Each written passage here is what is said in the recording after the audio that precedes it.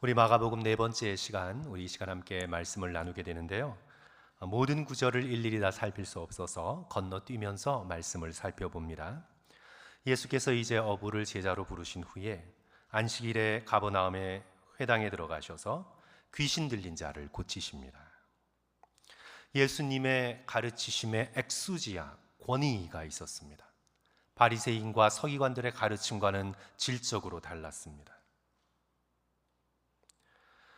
또한 그분의 능력 디나미스, 그분의 능력에도 사람들은 놀라게 됩니다. 특별히 이제 예수님의 능력을 가장 잘 인식하는 자는 다름 아닌 귀신들이었습니다. 24절 보시면 1장 24절, 나사렛 예수여, 우리가 당신과 무슨 상관이 있나이까? 우리를 멸하려 왔나이까? 나는 당신이 누구인 줄 아오니 하나님의 거룩한 자니이다. 귀신들은 알아요.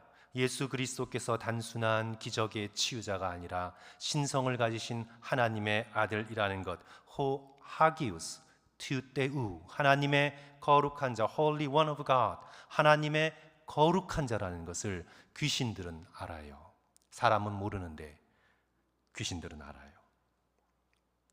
이제 예수 그리스도께서 이 땅에 가져오시는 하나님의 나라가 이 세상의 권세를 잡고 있는 사단의 나라와 충돌하기 시작합니다. 그리고 귀신들이 쫓겨나기 시작합니다. 예수 그리스도의 권세에 눌려 그들이 물러가기 시작합니다. 예수 그리스도께서 힘써 싸우실 일도 없습니다. 권위 있는 한마디의 말씀, 잠잠하라, 그 사람에게서 나오라. 이 말씀에 순종하여 귀신들이 그 사람에게서 떠나갑니다. 이제 이뿐만 아니라 오늘의 말씀은 계속해서 예수 그리스도께서 시몬의 장모를 고치시는 사건을 우리에게 보여주시는데요. 그랬더니 어떻게 됩니까? 소문이 퍼지고 퍼져서 많은 사람들이 예수 그리스도를 만나러 나옵니다. 이런 가운데에서 예수 그리스도의 사역의 우선권은 성부 하나님과의 깊은 교제에 있으셨습니다. 물론 예수 그리스도께서는 이 땅 가운데 하나님의 나라를 이루시고 귀신들을 쫓아내시고 치유하시고 가르치시는 여러 가지 바쁜 사역 가운데 내몰리셨지만 예수 그리스도의 사역의 가장 중요한 우선권은 바로 성부 하나님과의 가지는 영적인 깊고도 친밀한 관계, 이것이 예수 그리스도에게 있어서 사역보다 훨씬 더 중요한 거였습니다. 그래서 35절 성도 여러분, 예수님의 움직이심을 주목해 보세요. 새벽 아직도 밝기 전에 예수께서 일어나 나가 한적한 곳으로 가사 거기서 기도하시더니, 새벽에 아직 어두울 때에 일어나셨습니다. 아나스타시스, 일어나셨습니다. 그리고 나가셨습니다. 엑셀코마이, 나가셨어요. 그리고 한적한 곳을 찾아 그곳으로 가셨어요. 아펠코마이. 그리고는 기도하셨어요. 프로스코마이. 이 네 가지의 동사가 연속적으로 쓰이면서 예수 그리스도께서 35절 살아계신 성부 하나님과 교제를 나누시기 위해 얼마나 굳센 결심으로 움직이셨는지 오늘 우리에게 보여주는 말씀이죠. 일어나셨습니다. 나가셨습니다. 에레모스 한적한 곳을 찾아가셨습니다. 거기서 엎드려 프로스코마에 기도하셨습니다. 그런데 반면에 제자들은 아직 영안이 열리지 않아서, 아직 성령의 충만함을 받지 못해서 사람들의 필요에만 주목합니다.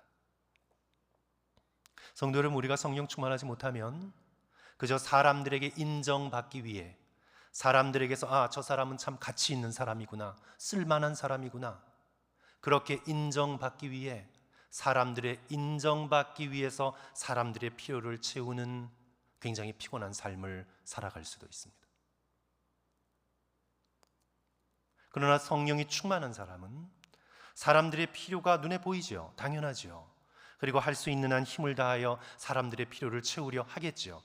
그러나 가장 먼저 우선적인 것은 바로 살아계신 하나님과 내가 누리는 깊고도 친밀한 영적인 관계에 있어서의 우선권, 다른 어떤 사역보다, 그래서 사람들에게 칭찬받고 사람들에게 쓸모있게 여겨지는 그 어떤 것보다 살아계신 하나님과의 깊은 영적인 인격적인 관계, 이것이 바로 예수 그리스도께서 제자들과 우리들에게 보여주신 사역의 우선성이었음을 우리는 이 말씀 속에서 깨닫게 됩니다.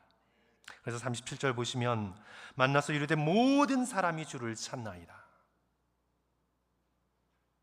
그러나 예수 그리스도의 이 놀라운 권위, 이 놀라운 능력은 성부 하나님과의 깊은 교제에서 나왔음을 우리는 다시 한번 이 말씀을 통해 깨달아 알게 되죠. 요한복음 5장 30절에서 예수 그리스도께서 직접적으로 이렇게 선언하셨습니다. 내가 아무것도 스스로 할 수 없노라.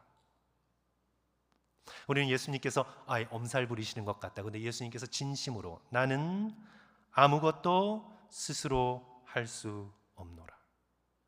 예수 그리스도께서는 성부 하나님에게서 모두 다 받아서 하신 일이었습니다. 스스로 힘을 내어서 하신 일이 아니라 받아서 하시는 일입니다. 하나님 나라의 원리는 성도 여러분, 우리가 하나님께로부터 받아서 일을 하는 것입니다. 우리의 힘을 짜내서, 우리의 전략을 짜내서 그래서 일을 하는 것이 아니라 하나님께로부터 받아서 우리는 일을 하는 것입니다.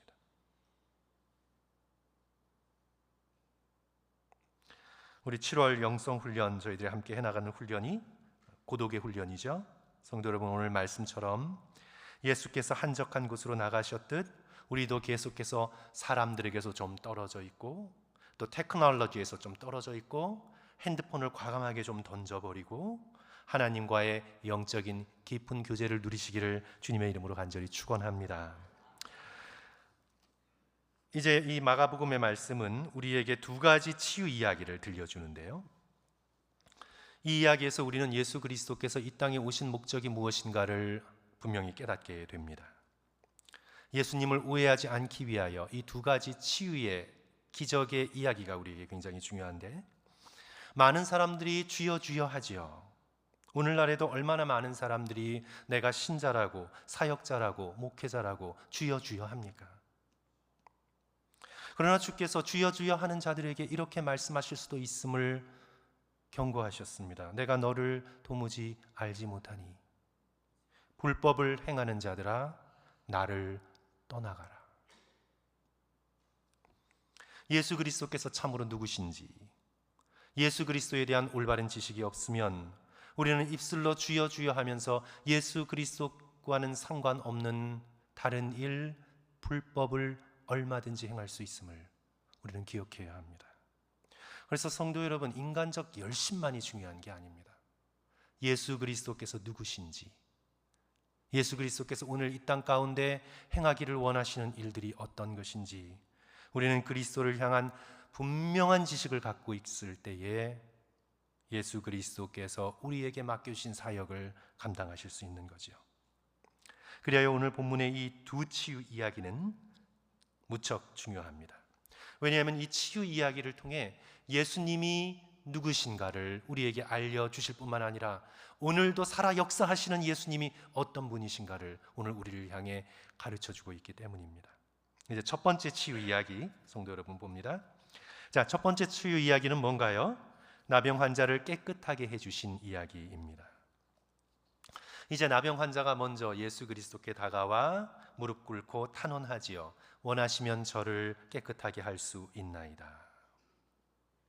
예수님의 능력만큼, 아니 예수님의 능력보다 훨씬 더 중요한 것이 있었는데 그것은 예수님의 원하심입니다. 원하시면 저를 깨끗하게 하실 수 있나이다. 예수님께서 깨끗하게 하실 수 있는 능력이 있느냐 없느냐는 문제가 아니었습니다. 예수 그리스도께서 그럴 능력이 있음을 알고 있었습니다. 예수께서 원하시는 마음이 있는가? 예수님께서 나병 환자를 향해 어떤 마음을 품고 계신가? 그것이 훨씬 더 중요했습니다. 당시 질병 가운데 가장 부정한 바로 이 나병에 걸린 자들에게 예수 그리스도는 어떤 마음을 품고 계신가? 모세율법에 기록된 대로 부정하니까 멀리 하시는 마음, 차가운 마음, 혹 저들의 부정이 내게 옮겨올까 생각하는 그런 마음, 예수 그리스도께서 나병에 걸린 자들에게 어떤 마음을 품고 계실까? 그것이 오늘 본문 말씀이 우리에게 보여주는 그런 중요한 포인트입니다. 41절 성도 여러분 다 같이 한 목소리로 읽습니다. 예수께서 시작. 예수께서 불쌍히 여기사 손을 내밀어 그에게 대시며 이르시되 내가 원하노니 깨끗함을 받으라 하시니. 예수께서 어떻게 여기셨습니까? 불쌍히 여기셨습니다. 귀찮게 여겨서 그냥 귀찮으니까가 아니라 예수 그리스도께서 나병 환자들을 보시고 복음서에 무척 중요한 단어입니다. 스플랑크니조마이라는 아주 중요한 단어입니다. 불쌍히 여기셨습니다. 이 스플랑크니조마이라는 이 단어는 그저 영어 번역 filled with compassion 그런 의미 이상이에요. 그저 우리가 홈리스를 보고 아유 불쌍하구나 하고 뒤돌아서면 잊어버리게 되잖아요. 그러나 그 정도가 아니라 그런 어떤 감정적인 것보다 훨씬 더 깊은 곳에서 나오는 그런 불쌍히 여김. 그러니까 머리가 아니라 심장이 아니라 훨씬 더 깊은 내장기관. 남자에게는 창자일 수 있겠고 여성에게는 자궁일 수 있겠고 우리말로 애가 끊어지는 고통, 아주 깊은 곳에서 느껴지는 고통, 생명의 근원이 나온 바로 우리의 뱃속 창자 깊은 곳에서부터 아파하는 고통, 그것이 바로 스플랑크니조마이라는 단어입니다. 예수 그리스도께서 나병 환자들을 향해 그런 마음을 품고 계셨다. 너무나 놀라운 본문의 말씀입니다. 하나님과 동등이시고 하나님의 본체이시고 낮고 낮아져 인간의 몸을 입고 이 세상에 오셔서 예수 그리스도께서는 세상의 럭셔리를 경험하지 않으셨습니다. 예수 그리스도께서는 나병 환자의 자리에까지 낮아져 그 사람의 고통을 지금 친히 느끼고 계시는 것입니다. 그러면서 같이 아파하시고 그 아파하시는 마음으로 친히 손을 대십니다. 유대 랍비들에게는 있을 수 없는 일입니다. 부정을 타는 일입니다. 그러나 예수 그리스도께서 친히 손을 뻗으셔서 나병 환자의 더러운 몸에 손을 대시고 그들을 고쳐 주십니다. 우리 지난 시간 예수 그리스도께서 세례 받으신 이유 나지엔주스의 통찰을 따라서 나병 환자의 더러움이 예수님께 전염된 것이 아니라 예수님의 거룩함이 나병 환자의 더러움을 이겨 그들을 깨끗게 하십니다. 그렇죠? 그래서 예수 그리스도께서 손을 대시고 깨끗함을 받으라. 42절 곧 나병이 그 사람에게서 떠나가고 어떻게 해요? 깨끗하여 진지라. 그래야 우리가 간구해야 될 것은 오늘 이 본문 말씀 속에서 예수 그리스도께서 나병 환자를 향해 품고 계시는 불쌍히 여기시는 마음, 스플랑크니조마이, 고통당하는 사람들을 향해 불쌍히 여기시는 마음, 죄인들을 향해 따뜻한 마음, 우리가 거듭거듭 우리의 마음의 차가움, 냉정함을 회개하며 내게 주님과 같은 마음의 따뜻함을 주소서 기도할 수 있는 저와 여러분이 되어야 되겠습니다. 사랑하는 성도 여러분, 우리가 우리 주변에 우리가 나병 환자까지 갈 것 없지요. 우리가 서로 함께 삶을 살아온 우리의 배우자들을 바라보며 따뜻한 마음을 품을 수 있고, 설령 우리의 자녀들이 우리의 기대에 좀 어긋난다 하더라도 우리가 자녀를 사랑하는 마음에서 품은 기준에 도달하지 못한다 할지라도 자녀들을 향해 끝까지 안타깝고 긍휼하고 깊고도 따뜻한 사랑의 마음을 품을 수 있는 저와 여러분이 되어야 되겠습니다. 우리 그리스도인으로서 언제나 경계해야 될 것은 마음의 차가움입니다. 마음의 냉정함입니다. 바리새인들이 겉으로는 모든 것을 다 올바르게 행했다고 하지만 그들의 마음은 지극히 차가웠습니다.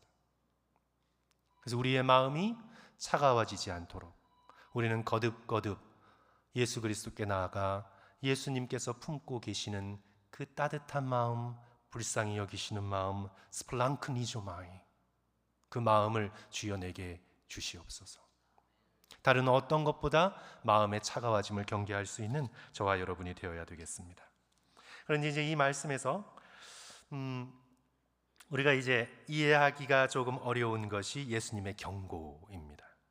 우리 43절 보시면 곧 보내시며 엄히 무엇을 하셨어요? 경고하셨습니다. 자, 무엇을 경고하셨습니까? 44절 이르시되 삼가 아무에게도 아무 말도 하지 말라. 입 조용히. 누가 고쳤는지 절대로 말하지 말라. 성도 여러분, 왜 그렇게 경고하셨을까요? 오히려 알리려 하지 않을까요? 어느 목사님이 암 수술을 앞둔 교우를 위해 기도했습니다. 그런데 수술이 잘 되어서 암에서 완치됐습니다. 그랬더니 그 목사님이 그 교인을 불러서 사람들에게 내가 기도해서 낫다고 좀 알리라고,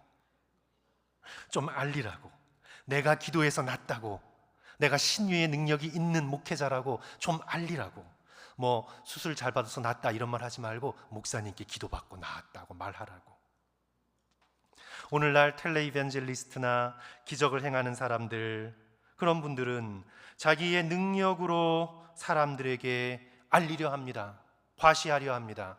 내게 이런 능력이 있다고, 치유의 은사가 있다고. 근데 왜 예수님께서는 경고하사, 엄히 경고하사, 삼가 아무에게도 아무 말도 하지 말라. 왜 그러셨을까요?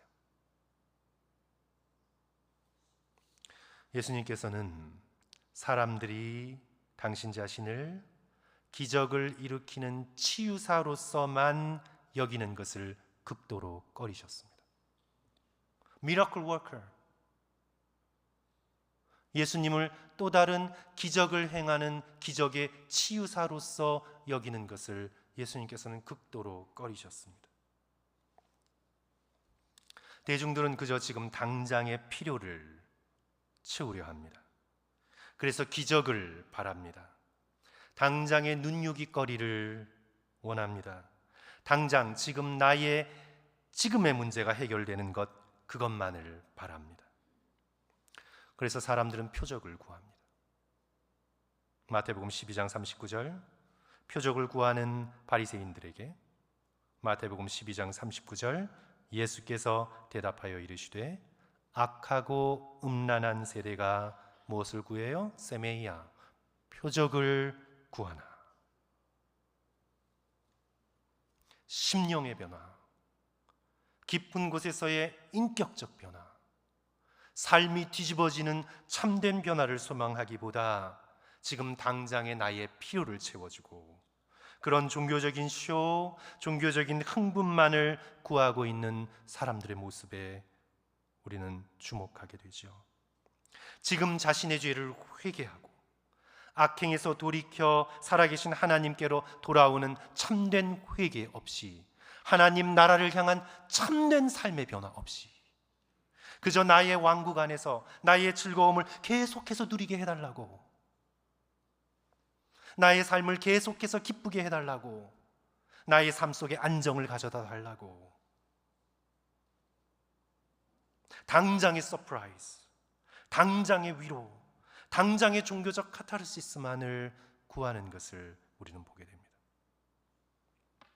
예수님께서는 대중을 놀래키시는 그런 미러클 힐러나 미러클 워커가 되는 것을 거절하셨습니다. 그런 사람들은 역사상 이미 여럿 있었습니다. 마술을 통해 사람들을 깜짝 놀래키고 말장난을 통해 사람들을 혹하게 만드는, 그래서 메시아를 자청하는 선동가들은 역사상 언제든지 있어 왔습니다. 예수께서 나는 그런 사람이 아니니 너희의 기적적 치유를 대중에게 알리지 말라. 그런데 성도 여러분, 예나 지금이나 가장 안 지켜지는 약속, 말하지 말라는 약속은 끝까지 안 지켜져요. 이거 비밀인데 말하지 마 하는 순간 벌써 비밀은 아니에요. 네? 이거 지키기 너무 어려워요. 그러니까 오늘 말씀에 기록됐죠. 45절 보세요. 그러나 그 사람이 나가서 이 일을 많이 전파하여 널리 퍼지게 하니 그러므로 예수께서 다시는 드러나게 동네에 들어가지 못하시고 오직 바깥 한적한 곳에 계셨으나 사방에서 사람들이 그에게 나오더라. 이제 이 첫째 기적을 통해 예수님의 마음을 우리는 이해할 수 있다 그랬는데, 예수님의 어떤 마음? 스플랑크니조마이, 사람들의 고통을 바라보시면서 내장이 뒤틀릴 지경에 이르기까지 아파하시는 예수 그리스도의 긍휼의 마음. 주님, 그 긍휼의 마음을 우리의 가정을 향해, 또 주께서 내게 허락한 사람들을 향해, 이 사회에서 밀쳐진 사람들을 향해 품어나갈 수 있는 예수 그리스도를 닮은 마음의 한 조각을 우리에게 심어 넣어 주시옵소서. 그렇게 기도할 수 있어야 되겠습니다. 또한 예수님은 그저 우리를 놀래켜주고 당장의 나의 어떤 당장의 필요만을 채워주는 그런 기적 치유사가 아니다. 그러면 성도 여러분, 예수님은 누구입니까? 예수님은 뭘 하러 오신 것입니까? 이것이 이제 두 번째 치유의 이야기가 우리에게 가르쳐주고 있는 것인데요. 두 번째 치유 이야기, 가버나움 집에서 일어난 일입니다. 2장 1절과 2절 성도 여러분 함께 읽겠습니다. 수일 후에 같이 읽습니다. 시작. 수일 후에 예수께서 다시 가버나움에 들어가시니 집에 계시다는 소문이 들린지라. 많은 사람들이 모여서 문 앞까지도 들어설 자리가 없게 되었는데 예수께서 그들에게 뭐를 가르치셨어요? 돌을 말씀하시더니, 당시 갈릴리 지역의 집들은 아무리 큰 집이래야 50명 정도 들어가면 꽉 차게 되는 그런 규모의 집들입니다. 큰 집들이 그래요. 그래서 오늘 본문 말씀 보시면 사람들이 더는 들어오지 못하고 문 앞까지, 들어올 수 없는 사람들은 밖에서 예수 그리스도의 목소리를 들어야 했습니다. 예수님께서 하시는 가장 중요한 사역은 방금 말씀드린 것처럼 단지 기적을 보여주고 그들의 아픈 곳을 치유해 주는 일을 넘어, 그것들이 나쁘다는 게 아니에요. 필요하지 않다는 게 아니에요. 당연히 필요하죠. 그러니까 예수님께서 행하신 거예요.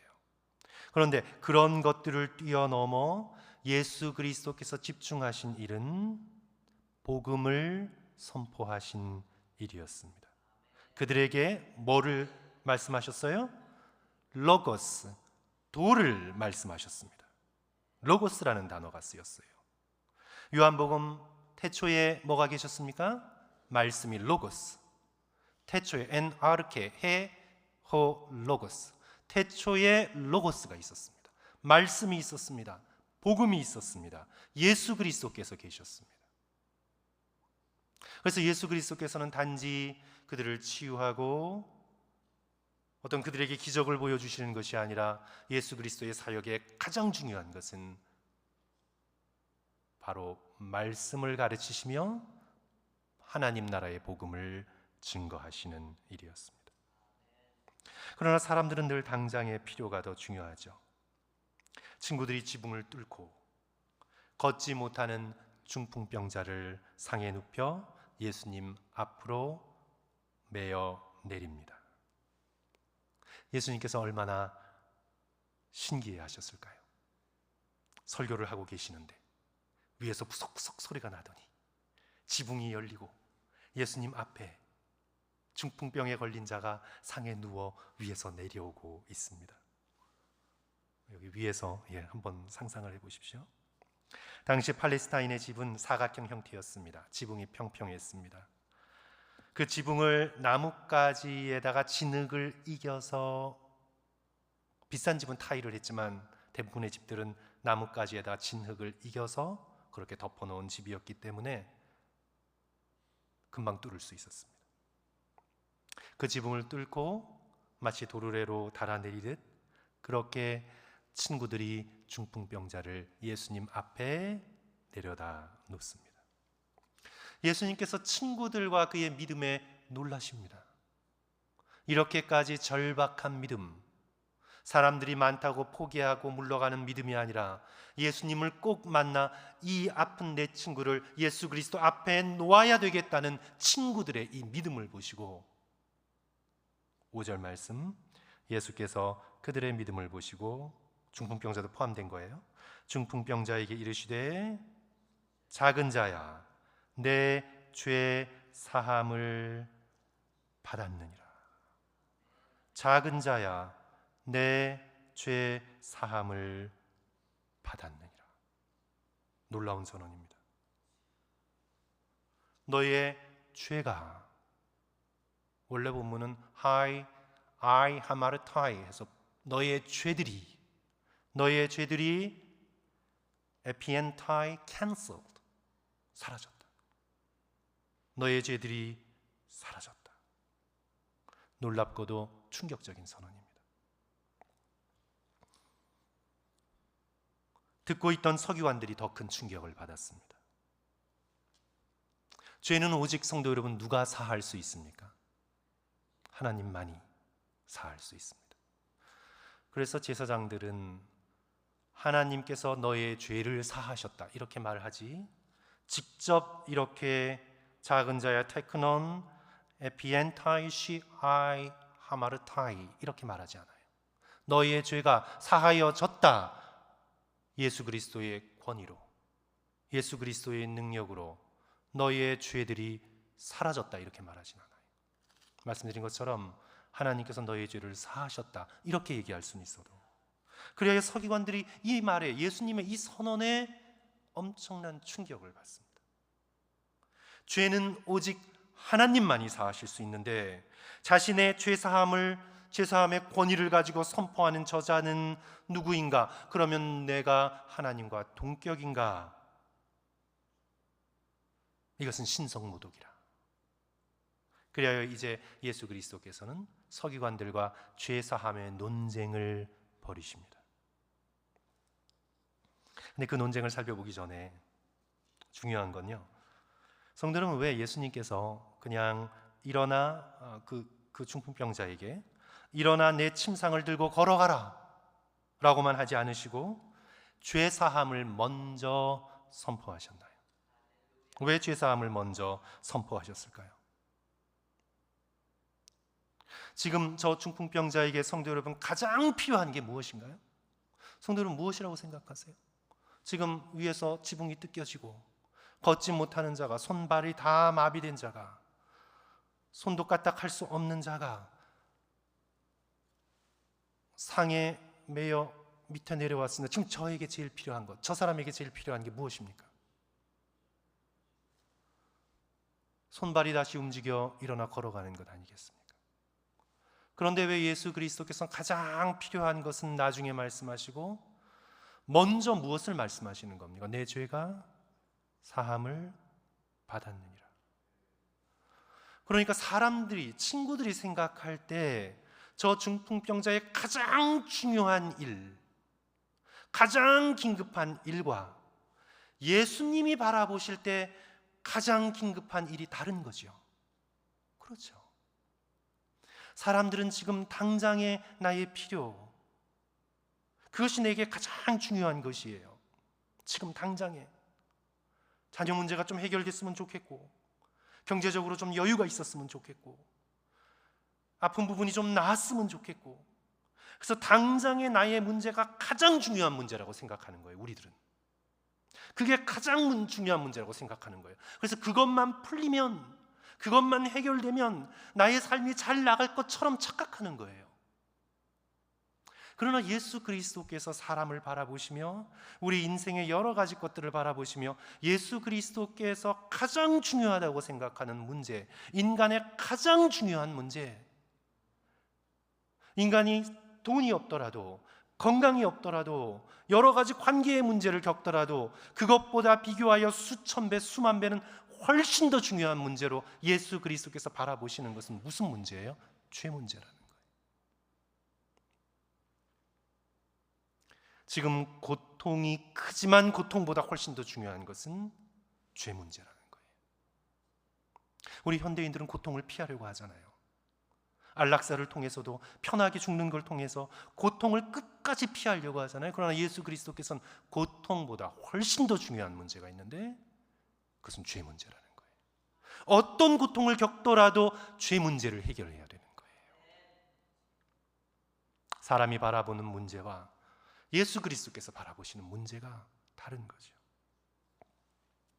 이게 바로 예수 그리스도께서 이 땅에 메시아로 오신 메시아 사역의 목적이라는 것입니다. 성도 여러분, 중풍병은 어떤 병인가요? 커넥션이 끊긴 거예요. 관계가 끊긴 거예요. 뇌신경이 손끝, 발끝까지 연결이 되지 않아 머리로서는 손을 움직이고 싶은데 움직일 수 없는 거예요. 발가락을 움직이고 싶은데 움직일 수 없는 거예요. 중풍병의 상징적으로 가장 중요한 것은 연결이 끊긴 거예요. 그렇죠? 그게 중풍병의 가장 큰 문제죠. 그래서 우리가 보기에는 이제 예수 그리스도께서 한마디 해주셔서 두뇌와 손끝, 발끝에 있는 신경들이 다 연결이 되어 머리로 생각한 대로 일어서서 침상을 가지고 걸어가 침 흘리지 않고 밥도 먹고 말도 하고 손발 떨리지 않고 움직이고 머리에서 원하던 것이 손발에 다 연결이 되어서 아무 장애 없이 몸을 내 뜻대로 움직여 내 몸이 whole body, 한 몸으로서 펑션할 수 있는 것. 그래서 예수 그리스도께서 말씀 한마디로 신경을 연결해 주시기를 바라는 거예요. 그러나 성도 여러분, 예수 그리스도께서는 머리와 손과 발을 연결해 주시는 것과 비교할 수 없이 가장 중요하게 연결되어질 것이 있는데 그것은 뭔가요? 살아계신 하나님과 우리 인간의 끊어진 관계, 그것이 연결되어야 되는 거예요. 질병으로 끊어져 손과 발을 움직일 수 없는 정도가 문제가 아니라 우리의 죄가 하나님과 우리 사이에 가로막혀 생명의 근원 되시는 하나님과 우리 사이가 끊겨진 것. 그래서 손과 발은 아무리 정상적으로 움직여도 하나님과 살아있는 관계를 가지지 못하게 된 것, 이것이 인간의 모든 고통의 근원임을 예수 그리스도께서 보셨던 것이죠. 이사야 59장 1절과 2절, 여호와의 손이 짧아 구원하지 못하심도 아니요 귀가 둔하여 듣지 못하심도 아니라 오직 너희 죄악이 너희와 하나님 사이를 갈라놓았고 너희 죄가 그의 얼굴을 가리워 너희에게서 듣지 않으시게 함이니라. 그러므로 예수께서는 그저 막혔던 신경을 연결해 주는 그 수준을 뛰어넘어 저희의 죄를 사하여 하나님과 인간 사이를 다시 이어주시는 십자가의 사역, 구속의 사역을 통해 하나님의 풍성하신 나라가 이 땅 가운데 임하게 하시는 것입니다. 이제 이를 알지 못하는, 그저 자기의 좁은 종교적 틀에만 갇혀 있는 바리새인과 서기관들이 비판합니다. 7절, 이 사람이 어찌 이렇게 말하는가? 신성모독이로다.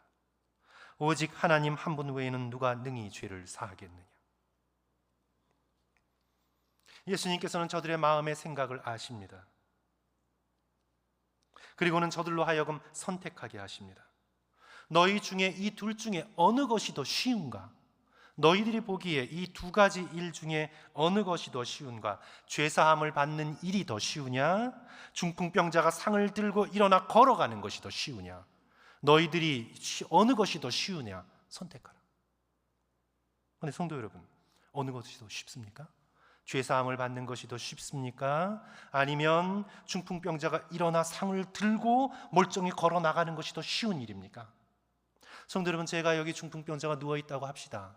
제가 성도 여러분께 선택해, 성도 여러분, 어느 게 더 쉬워요? 너희 죄가 사함을 받았느니라 선언하는 게 더 쉬워요? 아니면 일어나 걸어라 하는 게 더 쉬워요? 성도 여러분, 어느 게 더 쉬워요? 이제 여기서 이제 믿음이 드러나는 거예요. 이제 쉽게 대답 못 하시겠죠?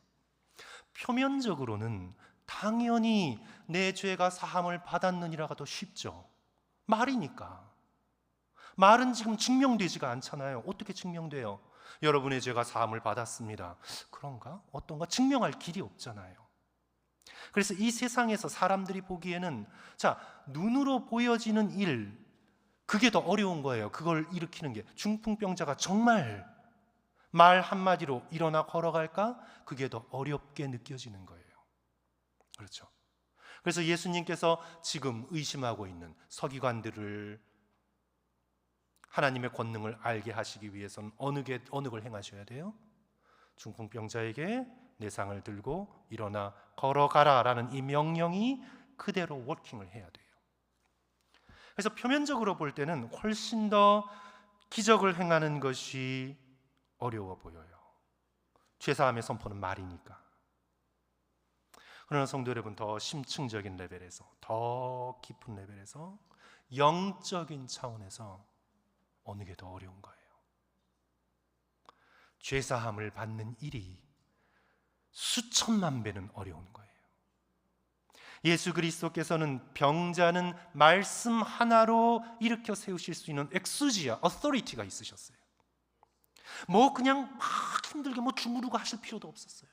말 한마디만 하시면 그 육신이 순종하여 일어나 걸어가게 돼 있는 예수 그리스도의 말씀 한마디에 병자가 일어나 걸어갈 수 있는 권위를 가지고 계세요. 예수님에게 있어서는 중풍병자를 일으키는 일은 쉬운 일이에요. 그러나 예수 그리스도께서 죄된 인간을 하나님과 연결시켜 그들의 죄를 도말하시고 사하게 해주시는 일은 예수 그리스도께서 십자가에 달려 참혹한 고난을 겪어내야만 하는 이 세상에서 그 어떤 일보다 가장 어려운 일이에요. 수천만 명의 중풍병자를 살리는 것과 비교할 수 없는, 하늘과 땅을 온전히 뒤집어도 어떤 것도 이룰 수, 어떤 존재도 감히 이룰 생각을 할 생각조차 할 수 없는, 하늘과 땅이 뒤집어지는, 사탄까지도 놀라서 입을 다물어버리는 예수 그리스도께서 하늘과 땅 사이에 매달려 인간의 모든 죄를 친히 지시고 죄인이 되셔서 우리의 죄를 흰눈같이 도말하시는 이 죄사함의 사건이 중풍병자가 일어나는 것과 비교할 수 없이 수억만 배는 더 어려운 일이에요. 그러나 이 불신앙의 시대에서는 그저 눈에 보이는 표적이 중요하니까, 그저 당장 주님, 나의 경제적인 어려움이 해결되는 걸 보면 내가 믿겠습니다. 지금 당장 내가 처한 어려움이 조금 노연한다면 내가 주님을 더 사랑하겠습니다. 우리들은 언제나 눈에 보이고 내 손에 느껴지는 것들이 가장 중요하다고 느껴지니까. 우리는 골고다에서 예수 그리스도께서 2000년 전에 이루신 그 십자가의 놀라운 사건의 그 고귀함을 우리의 마음속에 느끼지를 못하는 거예요. 이런 불신앙의 시대에 예수 그리스도께서 죄사함의 권세가 있는 것을 저들로 알게 하시기 위하여 11절 성도 여러분, 다 같이 한 목소리로 읽습니다. 내가 내게 이르노니, 시작. 내가 내게 이르노니 일어나 내 상을 가지고 집으로 가라 하시니, 성도 여러분 어떻게 되었습니까? 12절 그가 같이 읽습니다. 시작. 그가 일어나 곧 그 상을 가지고 모든 사람 앞에서 나가거늘 그들이 다 놀라 하나님께 영광을 돌리며 이르되 우리가 이런 일을 도무지 보지 못하였다 하더라. 성도 여러분, 하지만 그 기적이 서기관들과 바리새인들의 심령을 변화시켰나요? 가롯 유다의 심령을 변화시켰나요? 눈에 보이는 기적으로 그들이 깜짝 놀라 그들은 진정 예수 그리스도를 따르는 제자가 됐나요? 기적이 사람의 성품을 변화시키나요? 종교적으로 아무리 놀라운 경험을 했어도 우리들의 삶이 인사이드 아웃 완전히 변화되어 예수 그리스도를 따르는 제자가 되나요? 수많은 표적들을 보여줘도 설령 죽은 자가 살아나 우리 앞에 서더라도 우리의 심령이 예수 그리스도를 향해, 하나님을 향해 온전히 연결되어질 수 있나요?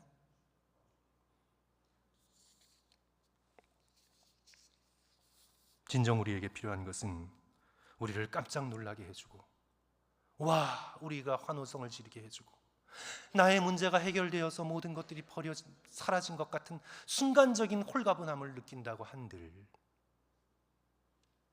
우리가 진정 우리를 위해 십자가에 달려 당신 자신을 버리신 예수 그리스도를 향한 다함이 없는 충성과 헌신과 섬김이 오늘 우리들의 심령 가운데 가능할까요?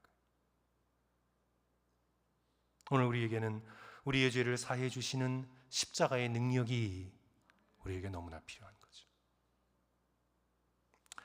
성도 여러분, 오늘 말씀 결론을 내리겠습니다. 이 두 가지 치유 이야기를 통해서 우리는 예수님이 어떤 분인가를 조금 더 분명히 알게 되었습니다. 예수 그리스도께서는 고통받는 자를 향한 긍휼의 마음, 이미 십자가의 마음을 가지신 거예요. 예수 그리스도께서 저들을 치유하신 건 그저 쇼로, 사람들에게 인기를 얻기 위해서, 나의 권위와 나의 이득을 얻기 위해서 그냥 치유해 주신 것이 아니라 이미 나병 환자를 치료하실 때, 중풍병자를 치료하실 때 예수님의 마음은 이미 저들을 위한 십자가를 지고 계셨어요. 스플랑크니조마이. 예수님께서 저들을 치유하실 수 있었던 것은 십자가의 능력이에요. 이미 저들을 위해 십자가에서 죽으실 정도로 저들을 아파하시고 사랑하신 십자가의 권세와 능력이 저들을 치유한 것이에요. 그래서 우리도 예수 그리스도의 이 마음의 한 조각을 받아 서로를 십자가의 사랑으로 불쌍히 여길 수 있는 그리스도를 닮은 자가 되어 나가자. 이것이 바로 오늘 본문의 말씀이 우리에게 주는 거죠. 또한 당시 사회가 정해놓은 정결함과 부정함의 경계를 넘어 예수 그리스도께서는 친히 다가가 손을 대어 주신 분이에요.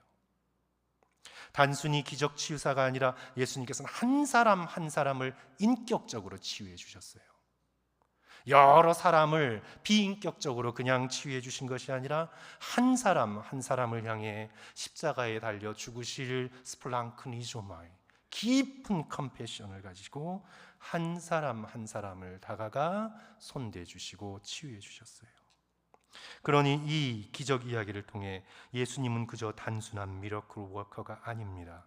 십자가의 사랑을 마음에 품으시고 나병 환자를 위해서도 기꺼이 죽으실 수 있는 사랑, 중풍병자의 죄를 위해서도 기꺼이 죽으실 수 있는 십자가의 마음으로 저들을 끊어졌던 하나님과의 관계를 이어주시기 위하여 이 땅에 오신 분. 오늘 우리의 인생 가운데 풀리지 않는 여러 가지 문제가 있으나 그러나 예수 그리스도의 십자가의 사랑으로 우리에게 가장 중요한 일이 해결되었음을, 그리고 그 십자가의 능력으로 능히 우리에게 주어진 여러 가지 일들에게서 승리할 수 있음을 믿을 수 있는 저와 성도들 되시기를 주님의 이름으로 간절히 축원합니다. 기도하겠습니다.